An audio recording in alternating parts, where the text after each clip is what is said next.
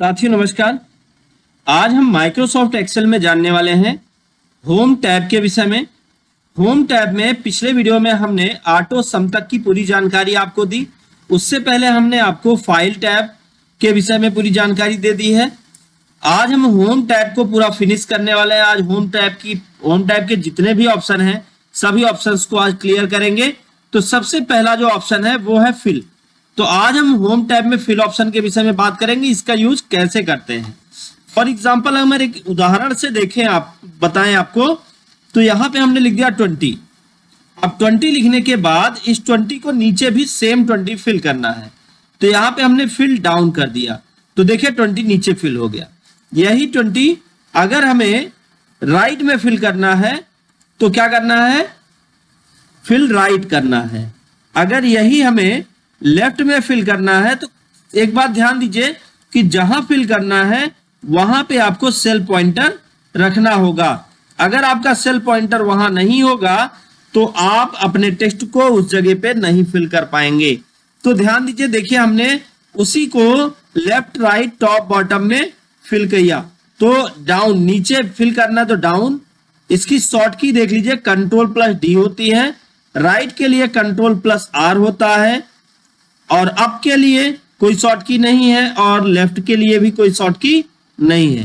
तो इस तरह से आप इसको कर सकते हैं। अब यहाँ पे अगर हम बात करें अगले ऑप्शन सीरीज की, तो सीरीज का यूज कैसे करेंगे।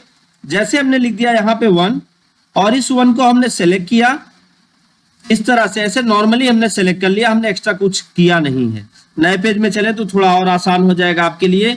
हमने लिख दिया 1 लिखने के बाद हमने क्या किया, इसको सेलेक्ट कर लिया यहाँ तक।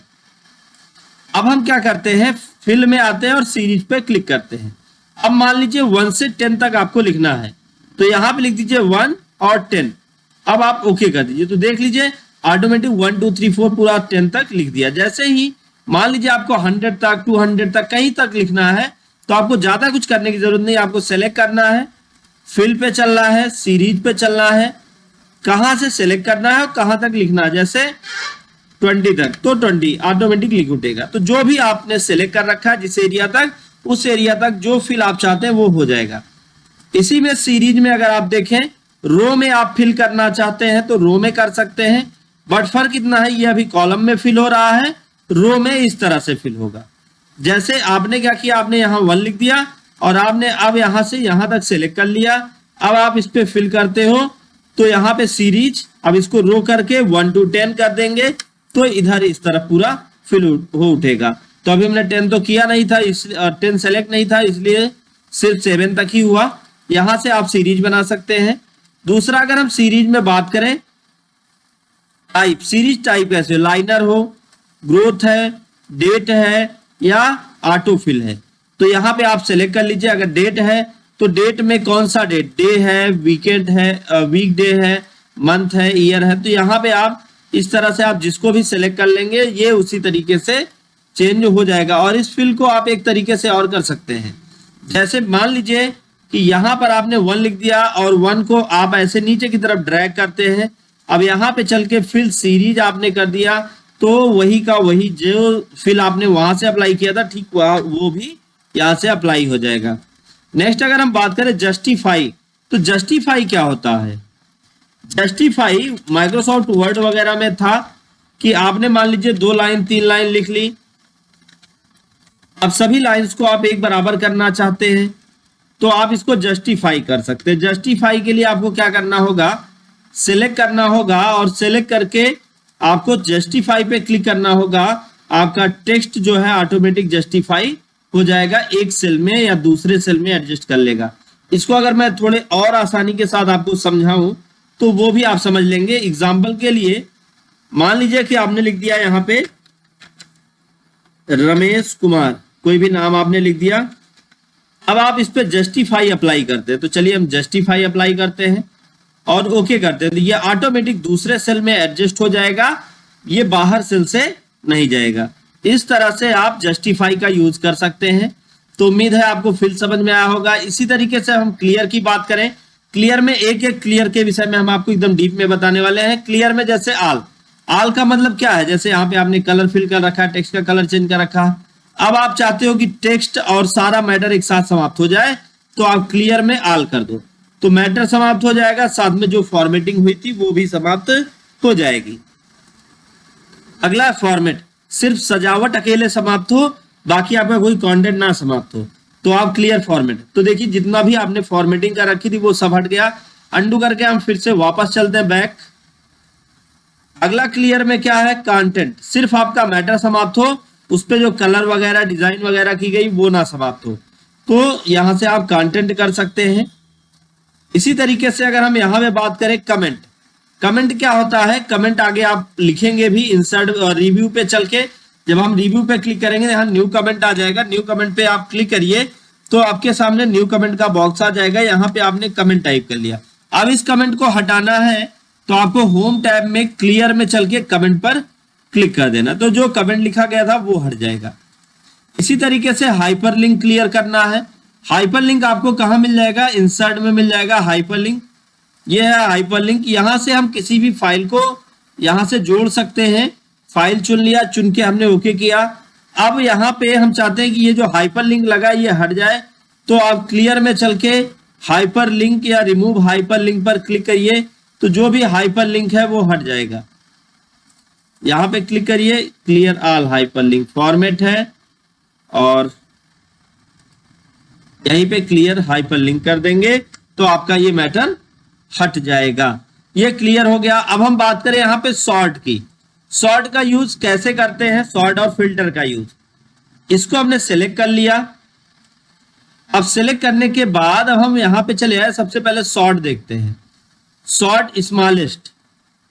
तो ये जो है आपका मैटर, जब मान लीजिए इसको सॉर्ट करना है तो इसको सिलेक्ट किया, सॉर्ट A to Z। अब सॉर्ट कर दिया और ओके कर दिया, तो अब देखिए एंट्री जो होगी वो ABCD के क्रम में हो जाएगी। लेकिन समस्या ये है कि पूरा का पूरा मैटर आपको सिलेक्ट करना होगा। सिलेक्ट किया, सॉर्ट A to Z, कैसे सिलेक्शन पे कंटिन्यू करंट, ये देखिए A, B, B, C जितने होंगे सब उसी क्रम में सॉर्ट हो जाएंगे। अगर उल्टे क्रम में करना चाहते हैं तो जस्ट अपोजिट कर दीजिए, सब उल्टे क्रम में हो जाएंगे। डिसेंडिंग, ये असेंडिंग हो गया, ये डिसेंडिंग हो गया। नेक्स्ट अगर हम बात करें कस्टम सॉर्ट, तो यहाँ पे सॉर्टिंग आप अपने मन से कर सकते हैं, किस फील्ड को सॉर्ट करना है। सॉर्ट हमें फील्ड सी को करना है, वैल्यू सेल कलर, ओके। तो यहाँ पे आप जो भी सॉर्टिंग अप्लाई करेंगे वो सॉर्टिंग यहाँ पे अप्लाई हो जाएगी। नेक्स्ट यहाँ पे एक ऑप्शन है फिल्टर। फिल्टर का यूज कब करते हैं, कैसे करते हैं, जैसे हमने इस एरिया को सिलेक्ट कर लिया, फिर फिल्टर पे आते हैं, फिल्टर लगाते हैं। अब ये बटन बन गई।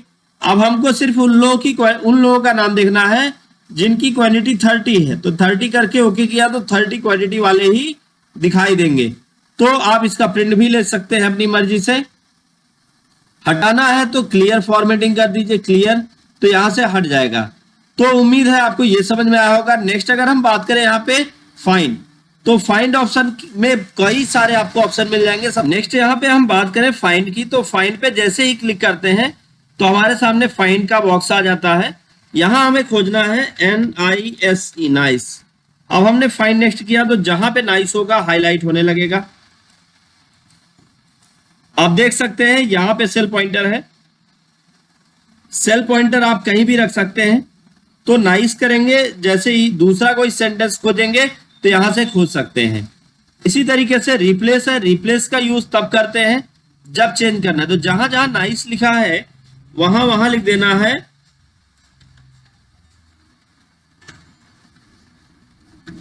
तो हमने लिख दिया। अब हम करते हैं रिप्लेस ऑल। जैसे हम रिप्लेस ऑल बटन पे क्लिक करेंगे तो आप देख लें कि पूरे के पूरे सेल में सेम कंटेंट अप्लाई हो चुका है। इसी तरीके से अगर हम बात करें गो टू, तो गो टू का यूज क्या होता है, गो टू का यूज कैसे करेंगे, इसके लिए हमें क्या करना है, होम टैब में फाइंड के अंदर गो टू पर क्लिक करेंगे। यहां रेफरेंस नंबर टाइप कर दीजिए कि क्या रेफरेंस, मान लीजिए रेफरेंस नहीं चाहते आप, पेज पे जाना चाहते हैं, सेल पे जाना चाहते हैं, तो आप यहां से भी चुन सकते हैं कॉन्टेक्ट नंबर कंटेंट पे। तो इस तरीके से आप इसका गो टू का यूज कर सकते हैं। या आप रेफरेंस नंबर, मान लीजिए कोई और है, कोई रेफरेंस अगर आपने ऐड कर रखा है, फॉर एग्जांपल चलिए हम एक रेफरेंस ऐड करके दिखाते हैं। इंसर्ट में चलिए, इंसर्ट में रेफरेंस, रिव्यू में होगा, रिव्यू में रेफरेंस होगा। तो यहां से आप कोई रेफरेंस बना लीजिए, तो रेफरेंस को आप अप्लाई कर सकते हैं। यहाँ पे रेफरेंस नहीं है, ये रेफरेंस जब अप्लाई होगा तो उसके बाद ही दिखाई पड़ेगा, कोई रेफरेंस नहीं है तो इसलिए ये नहीं दिखेगा ऐसे। तो इसमें आप यूज कर सकते हैं गो टू स्पेशल का। तो गो टू स्पेशल में भी आप जहां चाहें वहां जा सकते हैं। जैसे ब्लैंक सेल पे जाना है तो ब्लैंक सेल सेलेक्ट हो जाएगा। अब इस एरिया में देखिए जो खाली सेल है वो सेलेक्ट हो जाएगा। इसमें आप कोई विशेष चीज खोजना चाहते हैं तो आप उसको भी सेलेक्ट कर लीजिए। यहाँ आप गो टू स्पेशल कर लीजिए, गो टू कर लीजिए। अब आप क्या चाहते हैं, कंटेंट आपके हाईलाइट हो जाए या कमेंट या फार्मूला, जिनमें फार्मूला लगा हो, कौन सा फार्मूला जिसमें नंबर फार्मूला लगा हो वो दिखे तो नंबर फार्मूला, तो इनमें नंबर फार्मूला लगे हुए हैं ये दिखाई पड़ रहा है। तो यहाँ से आप एक एक को गो टू कर सकते हैं। इसी तरीके से फार्मूला के लिए खोजना है तो फार्मूला, कमेंट खोजना है तो कमेंट, कोई कमेंट नहीं लिखा गया है। इसी तरीके से आप कंडीशनल फॉर्मेटिंग किसी पर अप्लाई है तो वो भी नहीं दिख रहा है। फॉर एग्जांपल हम यहाँ पे हम क्या करते हैं, कंडीशनल फॉर्मेटिंग एक छोटी सी अप्लाई करके दिखाते हैं ग्रेटर देन की। अब हम चाहते हैं कंडीशनल फॉर्मेटिंग देख लें तो यहाँ से आप कंडीशनल फॉर्मेटिंग देखेंगे तो वो हाईलाइट हो जाएगा।